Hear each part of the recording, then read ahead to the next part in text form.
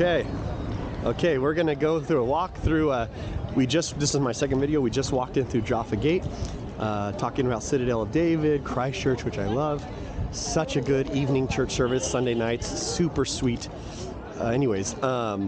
Maybe about 400 feet that way, if you could cut through all the buildings, is the Church of the Holy Sepulchre, which archaeologically speaking is most likely the spot where Jesus was crucified and buried. There's a number of reasons to believe that. Anyways, this is like just the market, the streets, the main streets. I probably won't go, well, I don't know where I'm going to go because it ends up being a maze and there's so much to see. But if you were to just go straight down to the right and then keep going and then left again, you'd eventually get to the Western Wall or the Kotel or the Wailing Wall, whatever you want to call it, where the Temple Mount is. So, it's a lot of shops on this street.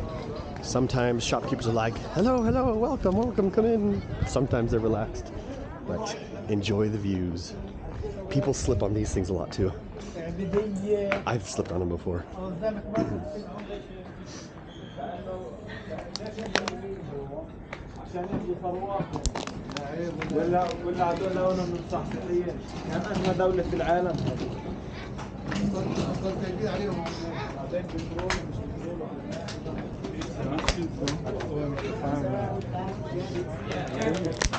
Yeah. Right away.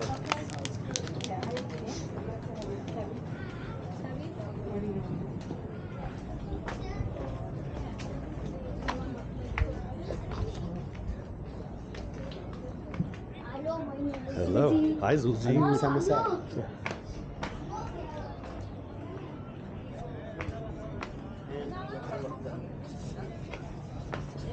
One of my favorite hummus places is down here. Kind of hits a dead end. It's off to the left.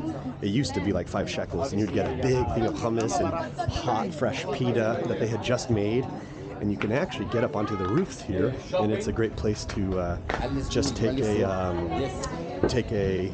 Sorry, I got distracted.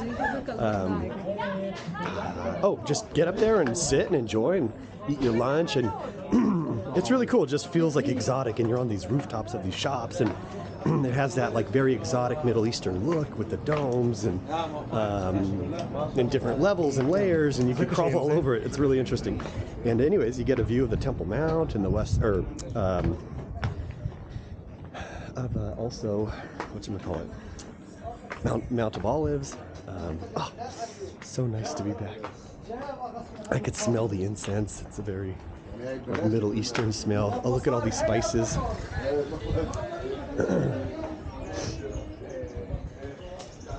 Now, I hate bartering, like despise it. So I don't know if this is true, but I've heard from many, many locals, usually the price that's quoted to you here, they are like, aim for 80% less, like in terms of like actually it being a fair price. Anyways, I hate the bartering process.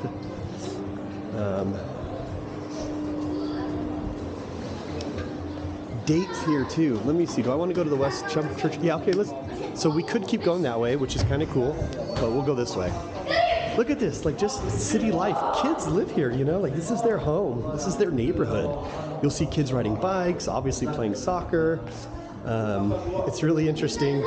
You'll see like the trash men, picking up the trash, and the way they do it, because the streets are so narrow, they drive these tractors and they just pile like mountains of trash bags on top, and they're just going, and pedestrians are just moving out the way, and it's just, oh, look at this tree. It's just such an interesting city dynamic.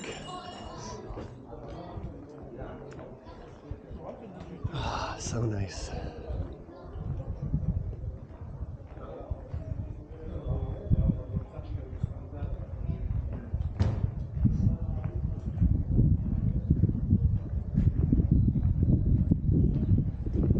So this up here is a Lutheran church. I don't remember the name. But my friend, Kevin in Lavinia, got married here. It's really beautiful.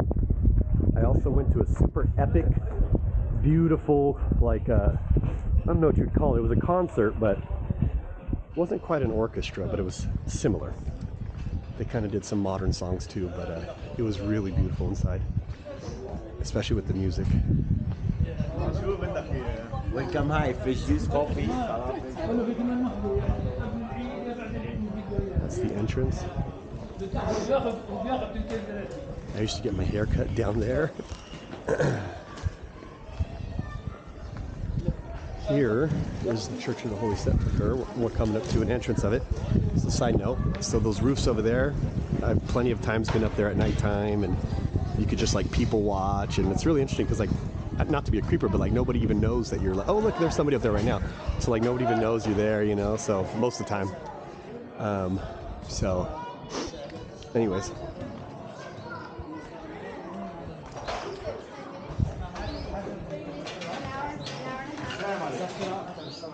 ذكر لك اياها اكثر شوي على الهواء. ليش هيك اخر شيء؟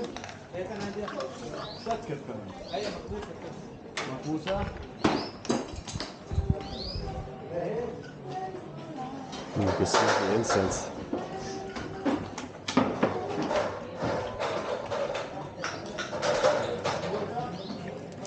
Oh, weird. They have some interesting construction stuff.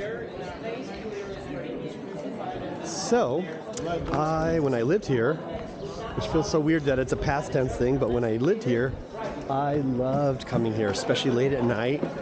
The doors to the church will be closed, but the courtyard will be pretty empty. And I used to just love sitting on those steps and pray and think. There's a lot to see inside. I don't know if I want to record all of it, but maybe I'll just briefly go inside and point out the main highlights. There's a very cool, if you could go through that door, but it looks like it's closed right now, you could enter into the Ethiopian Orthodox church monastery, and they have like this like little maze of stairs, and you could get up to the roof where like Ethiopian Orthodox monks and priests live. In here, because this is a place that's quiet, you have to be quiet, because this is where they say Jesus was crucified. I guess they say this is where Jesus was crucified and buried.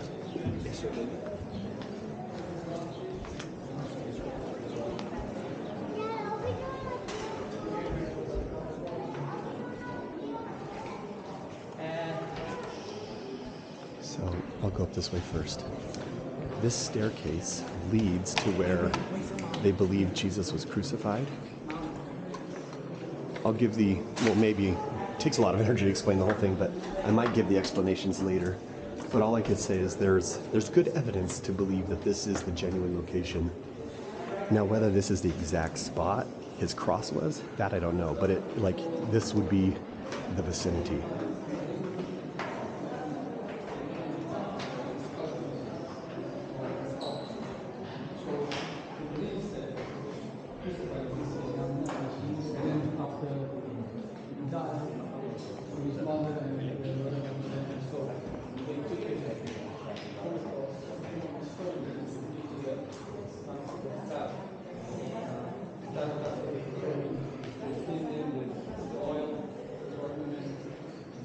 Now, obviously, when you have time, it really is just so nice to be able to come here and sit and think and pray, to not be rushed.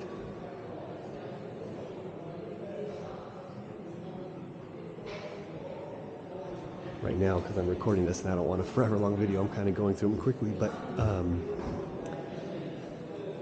some people, oh, look at all the paintings here.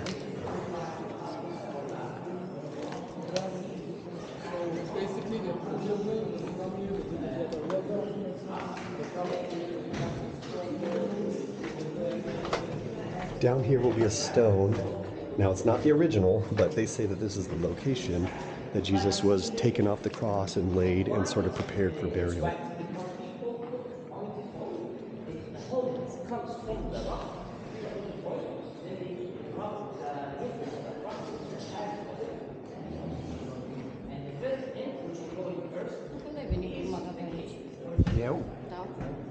Now this is where they believe the tomb was. And again, there's actually good reason to believe that's so, but obviously the structure is quite like, what? How did this? Yeah, anyways, long story short, over time, the tomb was, we'll just say, destroyed. But they then built this over it as sort of like a shrine commemorating the location. If you go inside, there are still some original portions of the tomb, but it wouldn't have been like a standalone building tomb like this. It would have been within a rock structure, like a cropped. I'll show you an example actually. The doors are open because there's one like it behind us.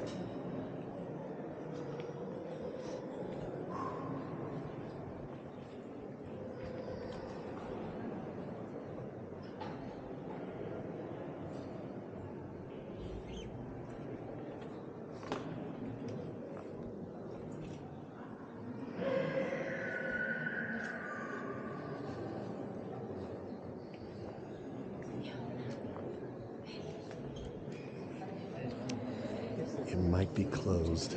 It's behind these doors.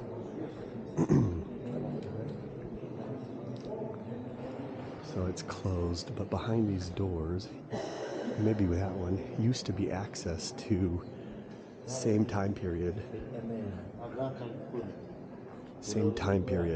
of a, oh wait, maybe it's here. Okay, here it is. This will give you an example of what it looks like. Someone was actually buried here. In that space. That's correct. Like 1 ton. Smells. Oh, there were 4. So it's probably hard to see because it's dark, but there's tombs in there, and there's spaces for individuals to be buried. I just wanted to show you how, to bring you to the authentic. Well, let's see. Not sure if it'll be too dark for the camera. It might be. Let's see if I can turn on a light. Whoa, that's spooky. Oh wow, that was weird. Okay, so here we go.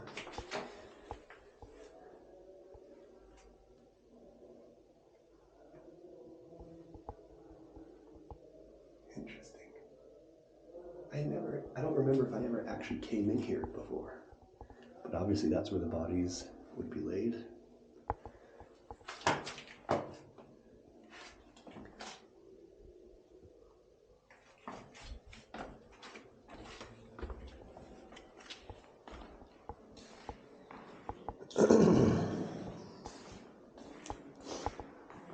There was a fire in here at one point. That's why there's all this like black soot.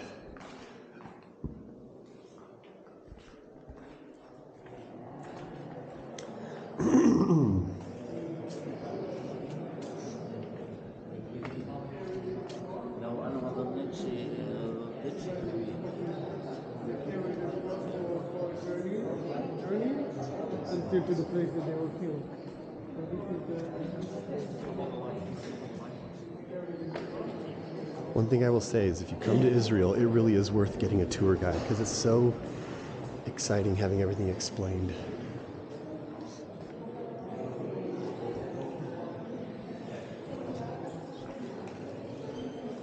Like I'm obviously not explaining everything, and there's actually a whole lot more to see in this church, but it's so easy to walk by something and not know the history or the significance of it. Oh, I'll just say this.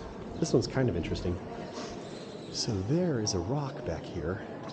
Remember when Jesus is crucified and then when he says it is finished, the sky goes dark and then there's an earthquake? Well, I believe, okay, so this rock, it's like solid rock, but there's a huge crack through it, and this is just like a window into a little portion of that crack. Anyways, they think that may have been caused during the time of that event.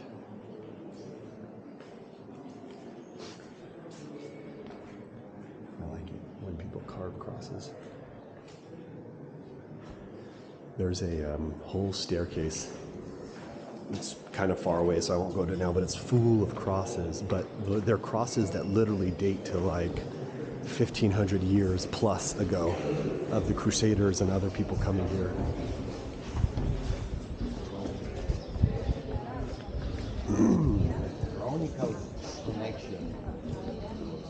Okay, well, there's tons more to see, but I think I'll end this here. But I guess I'll just give some reasons why they think this may be the location. Number one, right now it's within the old city walls. But during biblical times, this was actually outside the old city walls, and we know that because of archaeology. Then, Constantine's mom, Emperor Constantine, his mom, Queen Helena, she actually really does seem to have been a serious believer. Constantine could be debated, maybe he did everything he did for political reasons. However, his mom does seem to be a genuine devout believer. So in the early 300s, she went around the Holy Land. Rome had already kicked Jewish people out of the land and had renamed it Palestina for after the Philistines. Anyways, there's a long story behind that. But anyways, she came to the Holy Land and she asked where certain historical events happened. Where was this? Where did Jesus do this? Where did Jesus do that, right? Well, and then she built churches on top of those locations. So this is one of those churches.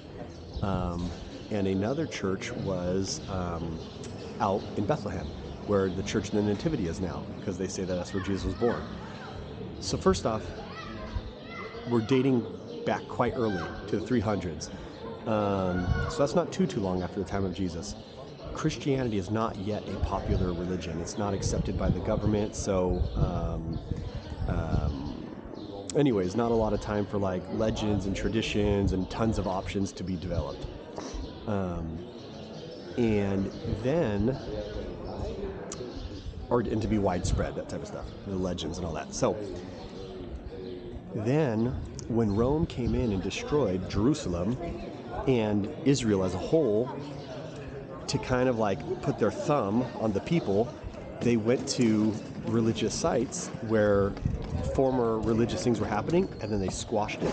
So as an example, on the Temple Mount, they destroyed the temple, and then they put their own temples on top of it, kind of like out with your God, in with ours is superior. Here, they had also put a temple, and I forget to which god. But there's only one reason, because there was nothing here before. There's nothing within Judaism that was here. The only reason, logically that makes sense, and this is what the Christians said, they said that, where that temple is, they put on top of the site of where Jesus was crucified and resurrected. So then, when they told Helena that, she tore down that temple, and sure enough, you had all the right stuff there. You had tombs dating to the time of Jesus, and okay.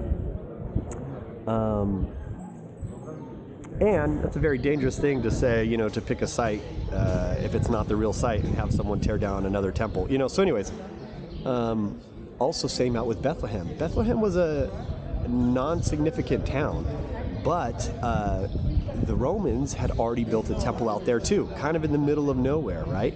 But again, the reason being because there was already people visiting, early Christians from the time of Jesus onward, going to the location and visiting it. So the Romans had built another pagan temple out there, and sure enough, when Helena came and asked, the Christians said, well, it's over there, underneath where, the Romans had built that temple. So, anyways, so right time frame, right location outside of the city walls, right historical context that the Romans, for whatever reason, decided to put temples there, just like they did on top of the Temple Mount, which was the known house of God.